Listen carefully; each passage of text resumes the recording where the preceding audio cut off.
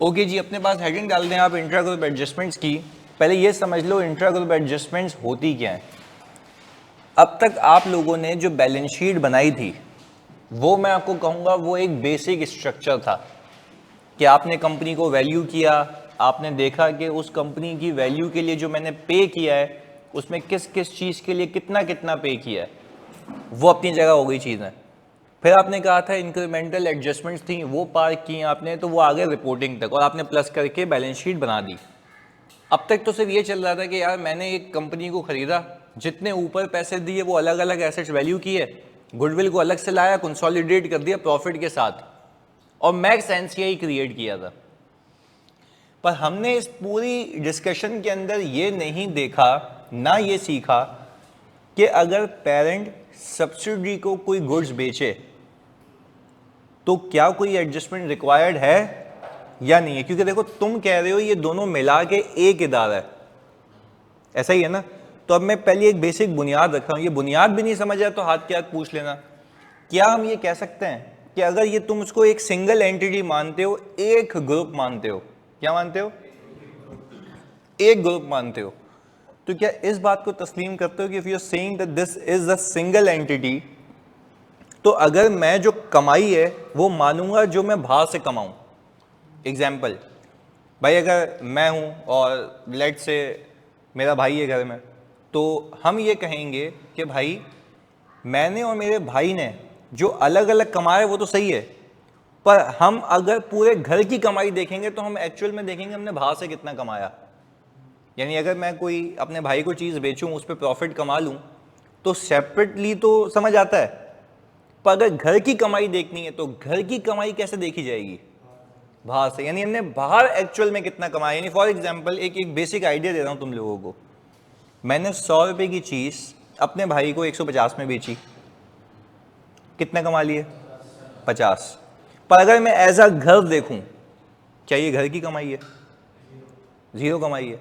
घर की कमाई कब होगी पता है, जब यही चीज आगे बिक जाए 200 की, तो हम कहेंगे घर में आई थी 100 की, घर में आई थी निकली 200 की, तो हमने दोनों ने मिला के कितने कमा लिए, 100 रुपए, 100 रुपए।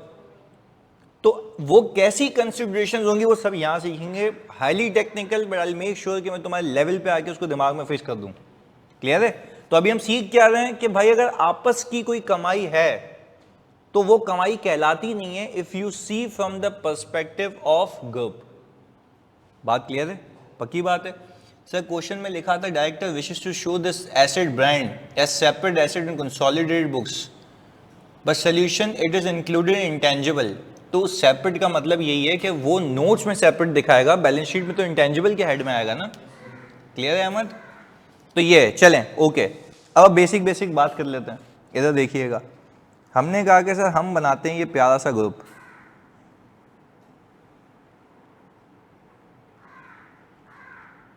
हमने कहा ये आ गया पेरेंट, ये आ गया सब्सिडियरी। हमने कहा पेरेंट एंटिटी ने मार्केट से यानी ग्रुप के बाहर से एक चीज परचेज की, इन्वेंट्री परचेज की, जिसकी कॉस्ट कितनी है, 100 रुपए। सही है। अच्छा, इसने क्या एंट्री बनाई होगी पेरेंट ने, बताओ भाई। एसेट नहीं बोलते, इन्वेंट्री। इन्वेंट्री डेबिट और कैश क्रेडिट 100 रुपए से, 100 रुपए की चीज आ गई। सही है। अच्छा, इस पेरेंट बाबू की पॉलिसी ये है कि ये 50% का मार्कअप चार्ज करता है, 50% का मार्कअप चार्ज करता है। इसने बोला सही है भाई, मार्कअप चार्ज कर लिया इसने। इसने बोला ट्रेड रिसीवेबल डेबिट और सेल्स क्रेडिट, ये 100 इंटू 1.50, ये आ गया 150। अच्छा, फिर इसने एक एंट्री बनाई होगी और इन्वेंट्री क्रेडिट,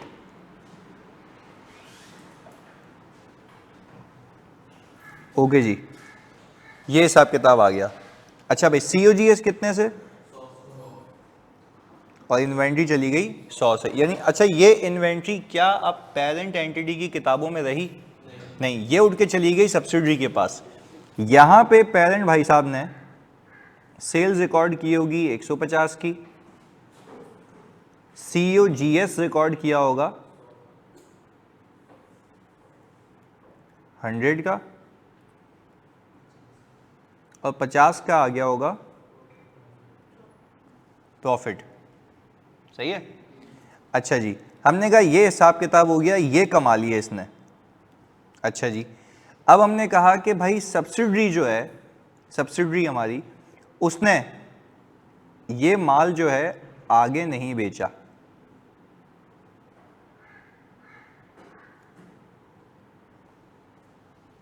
सब्सिडरी ने क्या किया पता है? सब्सिडरी की किताबों में ये आ गई इन्वेंट्री डेबिट और ट्रेड पेबल क्रेडिट, कितने से? 150 से। अच्छा, अब 2-3 ट्रिकी चीज़ें मैं कह रहा हूं कि यार ये जो है ना मस्ती, ये बाहर नहीं गई। कहां से बाहर नहीं गई? ग्रुप से बाहर नहीं गई। सही है? ये बेसिक बात कर रहे हैं हम, ताकि तुम्हें एक पिक्चर तो रहे ना, दिमाग चलता रहे एग्जाम में। ये ग्रुप से बाहर नहीं गई। ओके जी, हमने कहा ये आ गया ग्रुप है, ये ग्रुप से बाहर नहीं गई, 0। अच्छा, पर अगर मैं तुमसे ये कहूं कि मैं देखना चाहता हूं ग्रुप ने कितना कमाया, तो मैं खाली यहां पे करके देख रहा हूं, सेल्स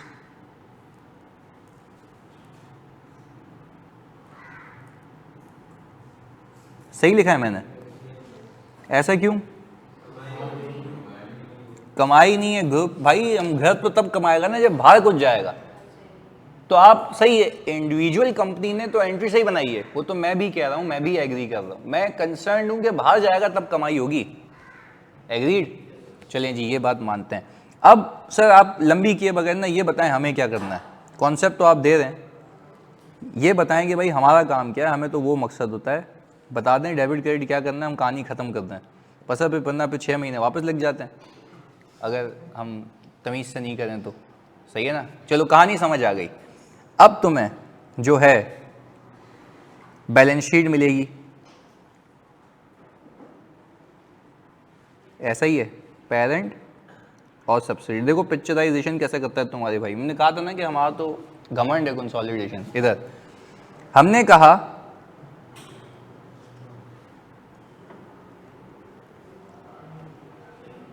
सही है, 150 रुपये उसकी किताबों में होगा, वही आपको चिपकाएगा ये। चलें, हमने कहा यहां पे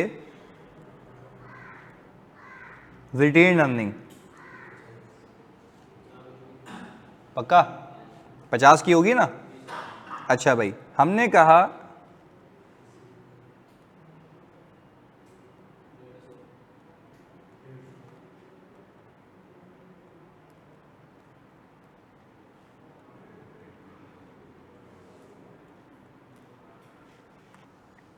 अच्छा बाकी सारी चीज़ों में ये छुपा हुआ होगा। पता चले तुम कल को उठ गया हो सर आपकी तो फिगर ही नहीं दिख रही बैलेंस शीट में, उसके अंदर होगा ये। पहले उसी को मैच करने लगे। अच्छा भाई सर आपने तो कहा था ये 150 दिख रहा होगा, भाई उसके अंदर छुपा हुआ होगा। ये उसके एक्सट्रैक्ट्स हैं कि बैक एंड पे समझने के लिए कि कभी रिविजन करना हो तो ये दिख रहा है आपको। सही है? आगे सुने। अब जब आप कंसोलिडेशन करते हैं तो आप मुझे बताएं, आपको क्या ये लगता है कि एक चीज़ अगर 100 रुपये की ग्रुप में आई है तो ग्रुप के हिसाब से वो होनी भी 100 पे चाहिए, क्योंकि बिकी नहीं है। सही है? अब मैं एक अल्फाज यूज़ करूँगा, वो अल्फाज ये है,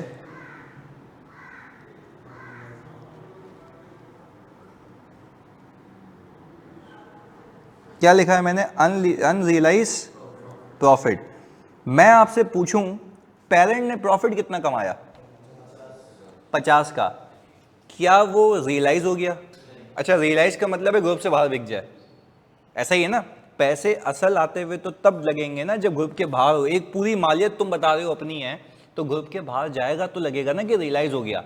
तो मैं आपसे पूछ रहा हूं अनरियलाइज प्रॉफिट कितना है, तुम्हें कैसे पता? क्योंकि सर बाहर नहीं गई। कितने परसेंट बाहर नहीं गई? 1% भी बाहर नहीं गई, 100% ग्रुप में। तो इस केस में मेरा अनरियलाइज प्रॉफिट कितना परसेंट है? 100%। तो मैंने कहा अनरियलाइज प्रॉफिट इज 100%, ऐसा ही है। अब ये स्टैंडर्ड पता है क्या कह रहा है? बड़ी मुश्किल इंग्लिश, पर हमने पिक्चोरियल फॉर्म में आसान कर दिया। वो कहता है जो आपका अनरियलाइज प्रॉफिट है ना, ये वाला कितने का आ रहा है? 50 का, एंड दैट इज वो सामने वाले की इन्वेंट्री में चिपका हुआ होगा। नहीं यही बात समझ? वो कह रहा है कि ये जो अनरियलाइज प्रॉफिट है ना, वो सामने वाले की इन्वेंट्री में चिपका हुआ होगा। अच्छा, अब जरा ना पिक्चर बनाते हैं दिमाग में।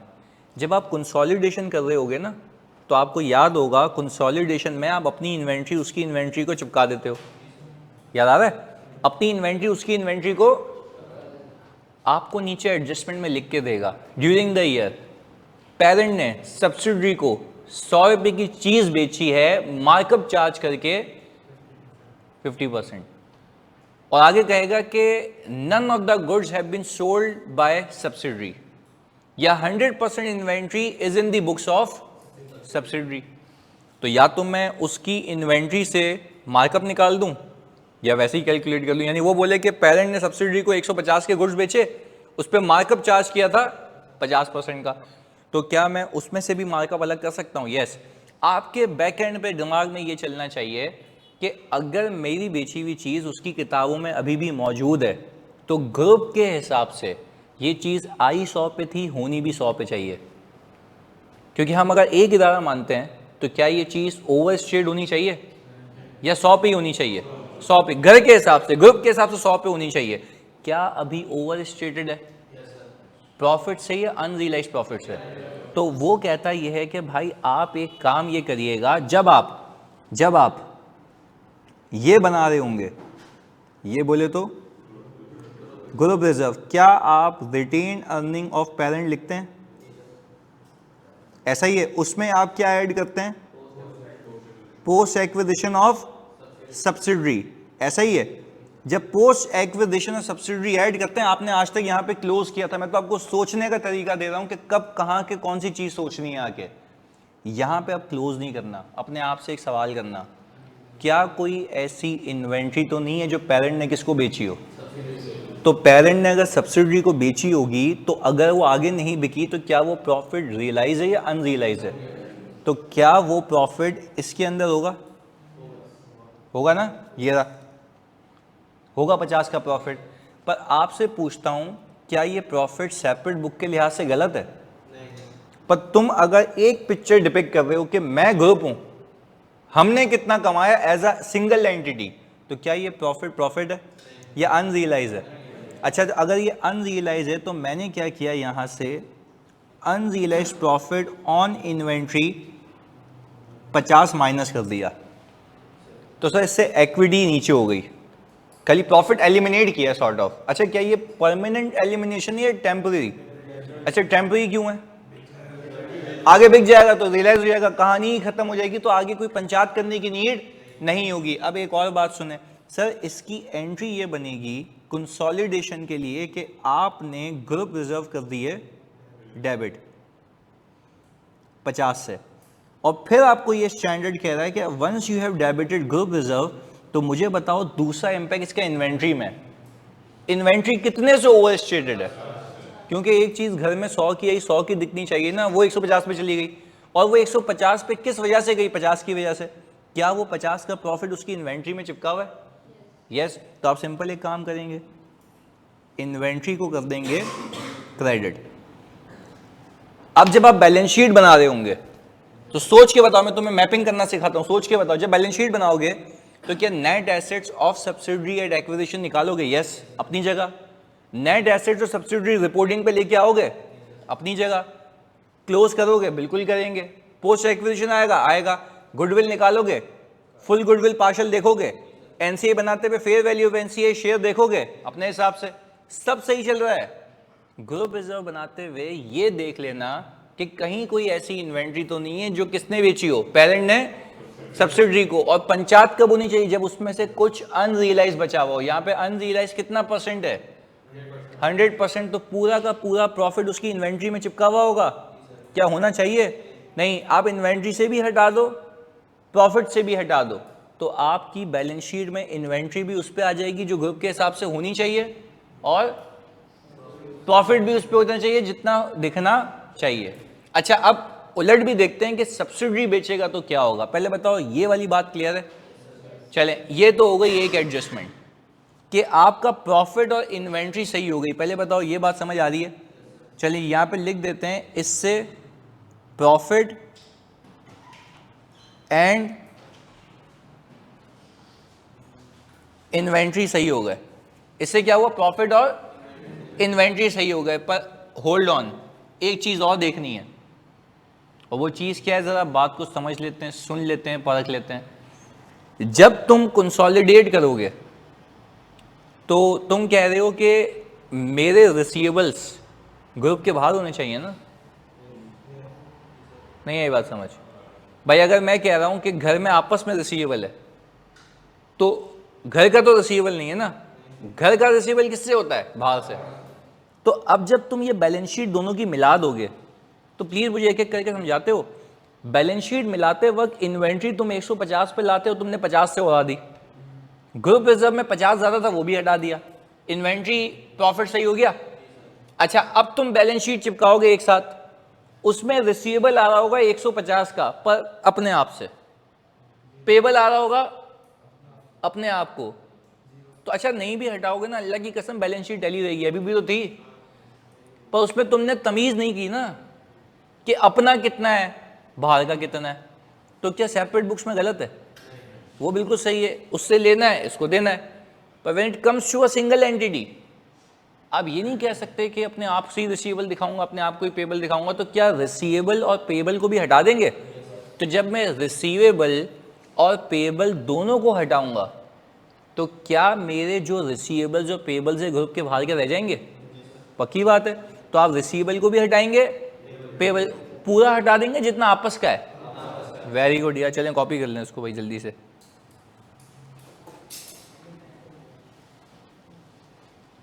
फैन चला दे यार, ये मेरे ख्याल से ये वाला एसी बंद हो गया है, चला लो। मुझे ये डर है ऑडिट में कैसे बैठेंगे लोग, है ही नहीं कोई इनके पास। रूम 8 में ये सिस्टम नहीं है।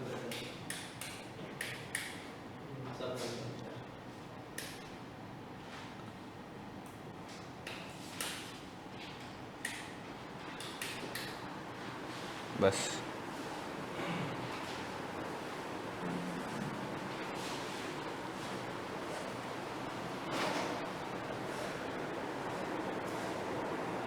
अच्छा, शेरियार का एक सवाल था, तुम लोग मुझे बताना, जब सब्सिडरी आगे सेल कर देगी तो क्या वापस ऐड करेंगे? नहीं भाई, सब्सिडरी सुनना, सब्सिडरी जब आगे सेल कर देगी तो सेपरेट बुक्स में तो वो हमेशा ही शामिल रहेगा, तो उसके बाद आपको कुछ करने की नीड नहीं होगी। क्योंकि इस बात को समझो, जब तुम कंसोलिडेटेड एफएस बनाते हो तो वो तो वापस से बनाते हो ना, तो सेपरेट बुक्स में क्या वो हट गया था, वो वहीं था, वहीं था। ये सेपरेट बुक का जब तुम उठाओगे अगले साल वापस से, तो रिटेन अर्निंग में आपकी तो वैसे ही शामिल था। आपने ये एडजस्टमेंट कौन सी बुक्स में की थी? कंसोलिडेटेड बुक्स में एक ऊपर की एडजस्टमेंट मारी थी, जिससे सेपरेट बुक्स चेंज, हम तो खाली प्लस करके टकाटक उसमें एडजस्टमेंट प्लस माइनस करते हैं, बस सेपरेट अपनी जगह रहता है। शेरियार क्लियर है?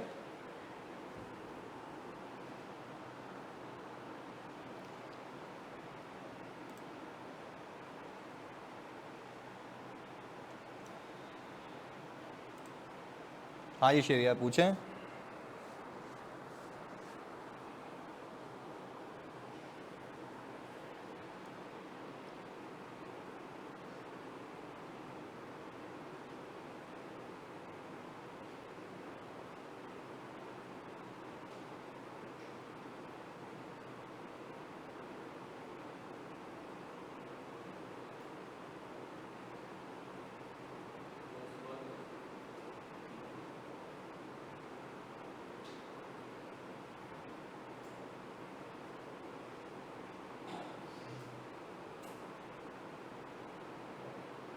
ऊपर कर दूं?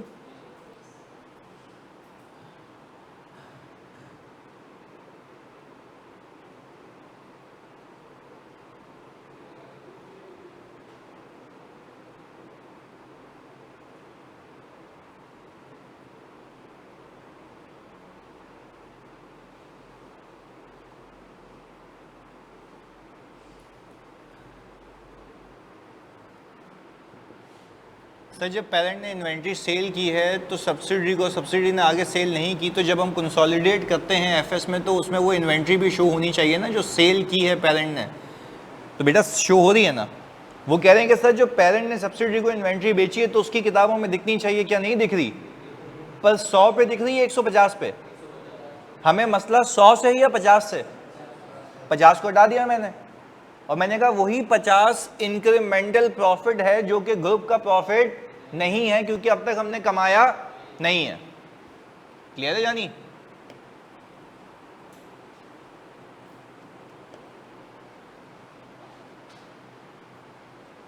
तो हमने तो सिर्फ उस 50 को एलिमिनेट किया है।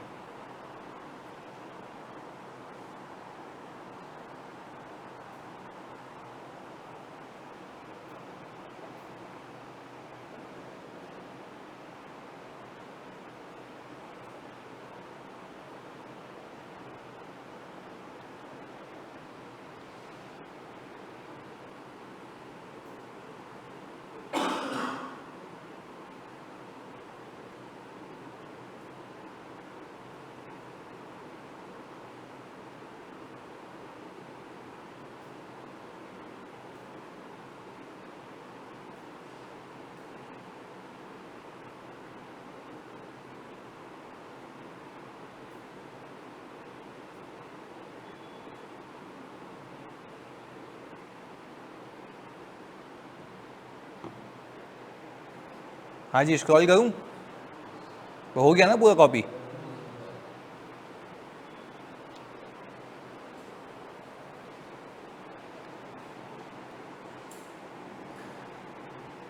डन।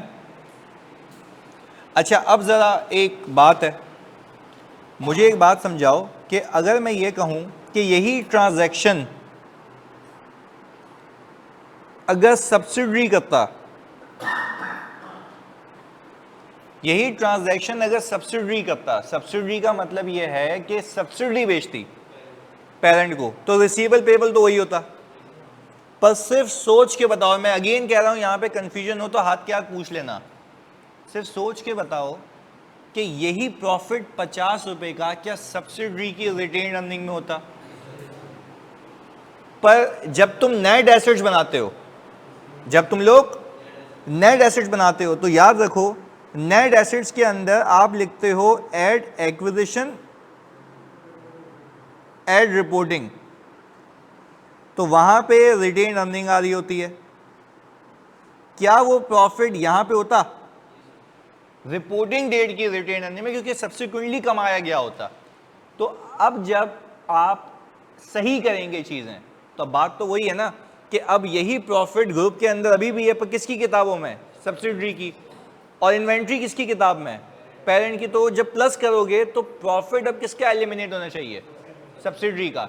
तो मैं सिंपल क्या करूंगा, अनरियलाइज्ड प्रॉफिट ऑन इन्वेंट्री यहां से माइनस कर दूंगा। यानी सिंपल है ना, इन्वेंट्री तो कम होनी है, जिसका प्रॉफिट है वहां से हटा दो। तो आपने अब ख्याल रखना है कि जब आप नेट एसेट से रिपोर्टिंग बना रहे होंगे, आपने आज तक उसको क्लोज कर दिया था, पर अब क्लोज करने से पहले अपने आप से एक सवाल पूछोगे, सवाल के अंदर कि क्या कोई ऐसी इन्वेंट्री तो नहीं है जो कि सब्सिडी ने किसको बेची हो? पेरेंट एंटिटी को। उसके ऊपर हो सकता है कि कोई अनरियलाइज प्रॉफिट हो। तो सब्सिडी की किताबों में सोच के बताना, सब्सिडी की किताबों में जो प्रॉफिट कमाया गया है 50 का, वो पेरेंट एंटिटी की बैलेंस शीट की इन्वेंट्री में फिक्स हुआ हुआ है। यहां प्रॉफिट है, वहां इन्वेंट्री में प्रॉफिट चिपका हुआ है। तो इन्वेंट्री से 50 हटा दो, प्रॉफिट से 50 हटा दो, तो अब किसका प्रॉफिट एलिमिनेट होगा? तो पहले ग्रुप रिजर्व क्यों किया था? तो जो बेचेगा उसका प्रॉफिट हटेगा जब तक वो रियलाइज ना हो जाए। क्लियर है? इसको भी कॉपी कर लो, आखिरी एंगल को। ऑनलाइन वालों क्लियर है? जल्दी बताओ। सब्सिडी किसकी? Net assets of subsidiary debit और स्टॉक क्रेडिट।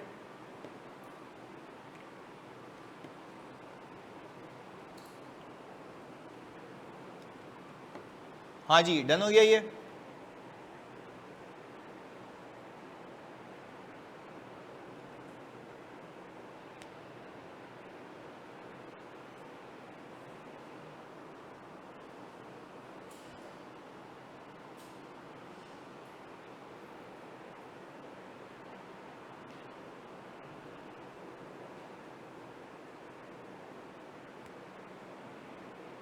हाँ जी, चले आगे। ओके जी, हमने कहा कि सर हम क्योंकि यहाँ से भाई कि चलो कॉपी नहीं करते,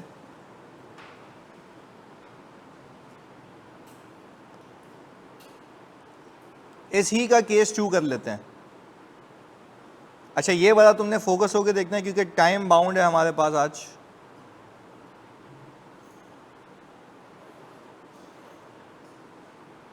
अच्छा जी, हमने कहा कि सर हमारे पास वही पेरेंट,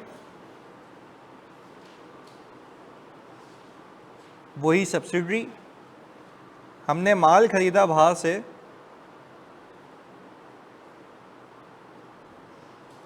₹100 का। सही है, इस बात को तो मानते हो ना कि ₹100 का माल खरीदा तो वही इन्वेंट्री डेबिट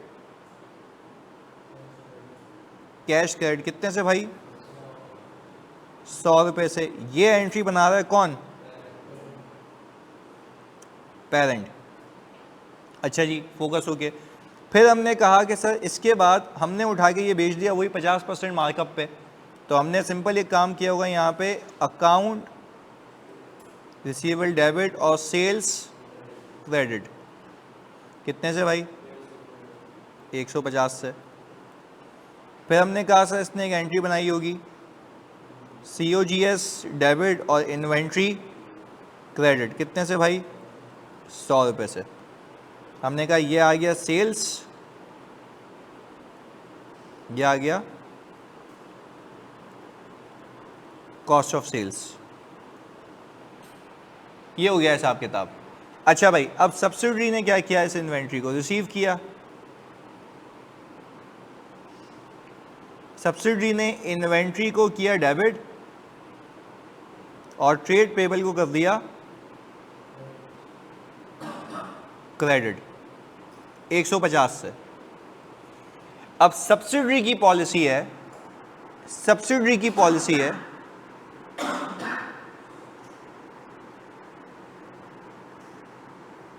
कि वो 20% मार्कअप चार्ज करके आगे बेचती है, और इसने क्या किया? सब्सिडरी ने 100% इन्वेंट्री सेल कर दी। तो मुझे आप एक बात बताते हैं कि उसके लिए तो कॉस्ट ये है ना, इसके ऊपर अगर मैं कैश डेबिट करूं और सेल्स क्रेडिट करूं तो 150 का 1.2 कितना आ गया? 180। क्लियर है? चलें जी, हमने क्या भाई, यहाँ पे आ जाओ इधर, हमने कहा सेल्स आ गई 180 की, डन। चलें जी, COGS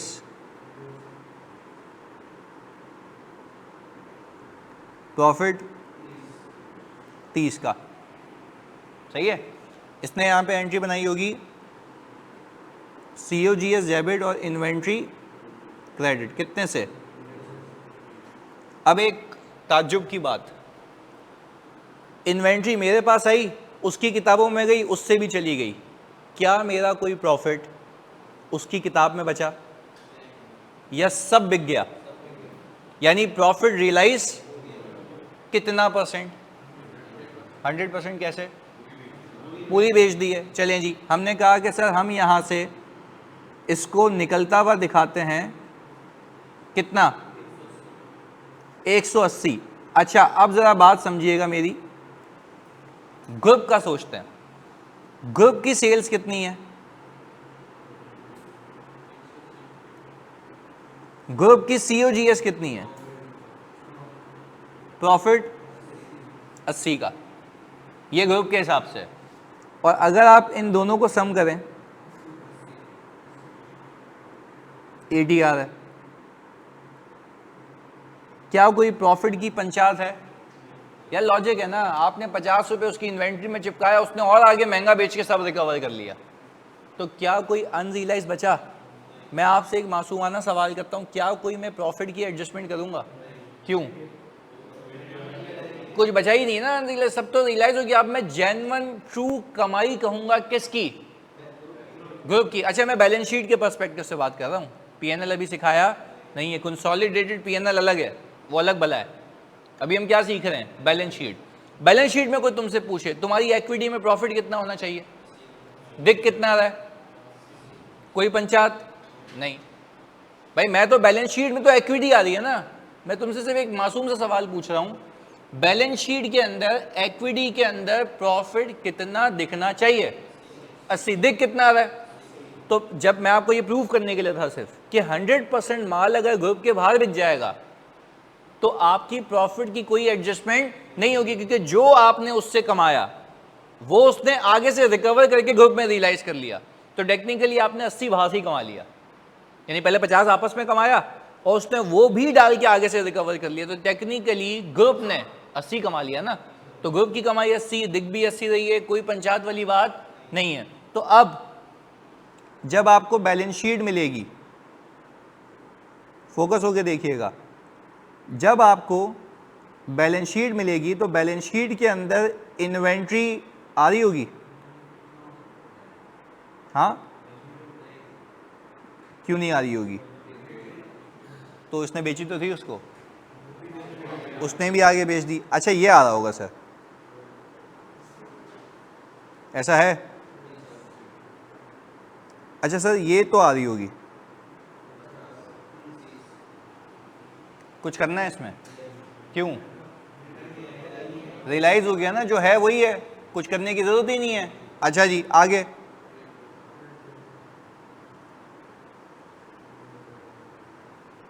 कोई एडजस्टमेंट होगी?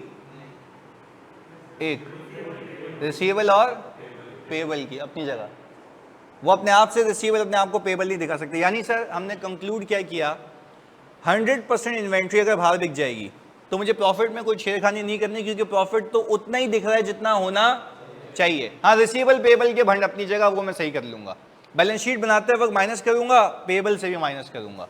हाँ अगर तुम कोई इन्वेंट्री उसको बेचो और वो पूरी की पूरी इसकी किताब में पड़ी हुई है, तो क्या प्रॉफिट अनरियलाइज है? कितना परसेंट? तो अपना जितना अनरियलाइज प्रॉफिट है प्रॉफिट से हटा देना और इन्वेंट्री से हटा देना। पर अभी हमने ये नहीं सीखा कि अगर मेरी इन्वेंट्री कुछ बिके और कुछ रह जाए तो क्या होगा, वो अभी सीखते हैं, पहले उसको कॉपी करो। तो यहाँ पे एलिमिनेशन एंट्री सिर्फ एक होगी ना, यहाँ पे लिख देते हैं नो एंट्री ऑफ, ऐसा ही है, कोई प्रॉफिट की एंट्री नहीं होगी। सर फिर किसकी एंट्री होगी? ट्रेड पेबल डेबिट और ट्रेड रिसीवेबल कितने से भाई? 150 से। कॉपी कर लें 10-30 को। सब्सिडी, हाँ तब भी रियलाइज हो जाएगा नेट, तो ग्रुप का लॉस हो जाएगा ना, तो वो जो लॉस होगा उसको तो वो ग्रुप से बाहर से ही होगा ना, तो नेट कमाई हो जाएगी ना। सही है।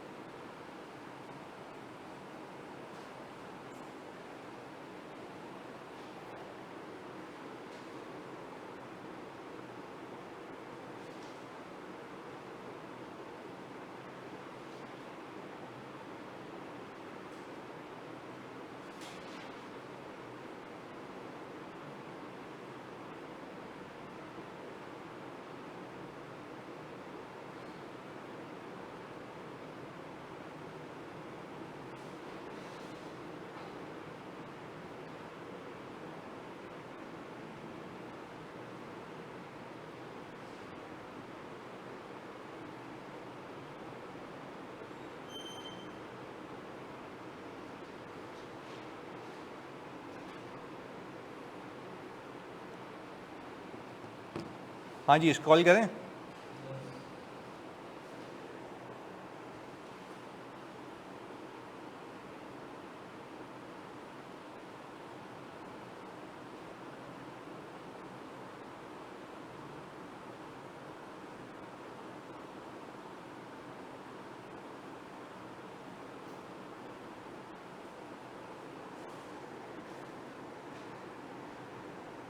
हमने खाली केस का नाम लिख दिया कि 100% inventory sold out of group.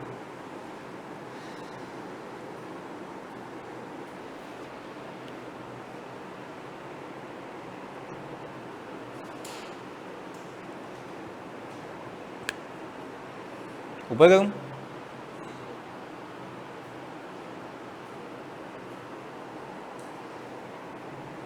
Sir अगर सब्सिडी लॉस कर दे फिर ग्रुप नेट इनकम हो जाएगी। बिल्कुल ऐसा ही, अगर सब्सिडी लॉस पे बेचे इसको तो वो तो 150 से नीचे लॉस होगा ना। अज्यूम कर लो 130 की बेच दी उसने, तो नेट ग्रुप ने कितना कमा लिया? 20, और वो 20 ही ग्रुप में दिख रहा होगा क्योंकि कुछ अनरियलाइज नहीं बचेगा। सही है शेरिया? सिर्फ ये होना चाहिए कि आपकी इन्वेंट्री में जो प्रॉफिट चिपका हुआ है ना वो या तो निकल जाए, या तो प्रॉफिट पे निकले या लॉस पे निकले।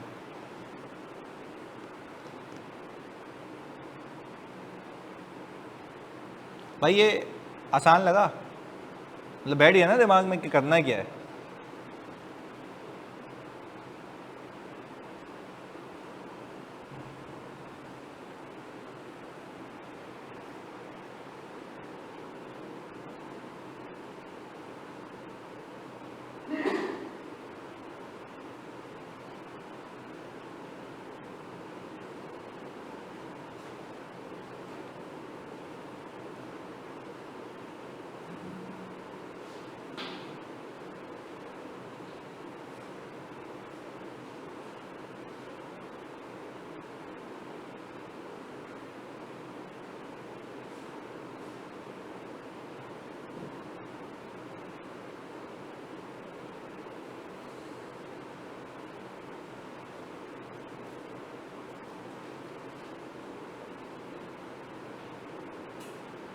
हाँ जी, स्क्रॉल करें।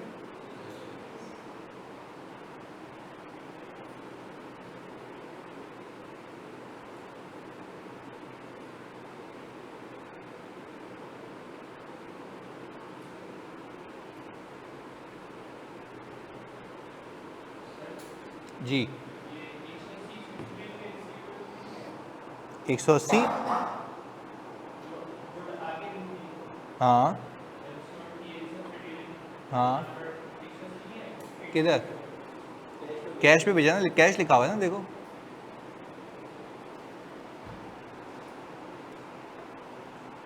कैश पे बेचा है, जानी ये क्लियर है कॉन्सेप्ट? चलें जी, हम जो आगे आधा पौना बिकेगा ना वो हम अगली क्लास में सीखते हैं, क्योंकि हमने अच्छा मेरे ख्याल से लगाई मैंने 1 घंटे की है। तो ये मैं आपको दे रहा हूँ, इसका क्विज आ जाएगा भरपूर, जिसमें हो सकता है कि दोनों केसेस हो, यानी पेरेंट सब्सिडी को भी बेचे और सब्सिडी पेरेंट को भी, और पिछली सारी चीज़ें, ताकि वो कनेक्ट हो जाओ। आप अप्लाई कर लोगे ना? बस ओके, थैंक यू, अल्लाह हाफ़िज़।